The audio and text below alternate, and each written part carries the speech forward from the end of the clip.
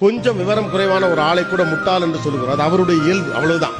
அப்ப நம்ம யாரெல்லாம் முட்டாள்னு சொல்றோம், நான் எதுலாம் அறிவாளியோ அதை தெரியாத ஒருத்தனை முட்டாள்னு சொல்றோம். நான் யாரெல்லாம் அறிவாளின்னு சொல்றேன், எனக்கு தெரியாத ஒன்றை இவன் தெரிந்து வைத்திருந்தால் அவன் அறிவாளி.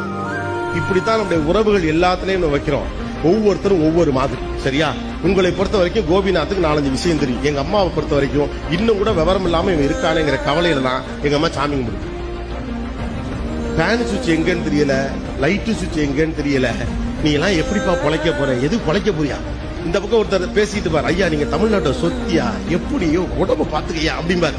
இந்த பக்கம் என்னடா பேசுறது புரியுற மாதிரியே பேச மாட்டேங்கிறாங்க. That is Dhar understanding. Okay, எதையாவது புரியுற மாதிரி பேசுறியா அப்படிங்கிற.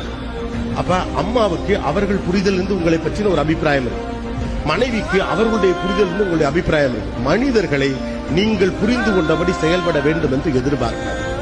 அப்படி எதிர்பார்க்கிற காரணத்தினால்தான் உங்கள் நம்பிக்கையில் இருந்து அல்லது உங்களுடைய புரிதல் இருந்து, நம்பிக்கை கூட வேற, புரிதலில் இருந்து அவர்கள் வேறுபட்டு நிற்கிற போது அவர்கள் வில்லங்கமான மனிதர்களாக மாறுகிறார்கள்.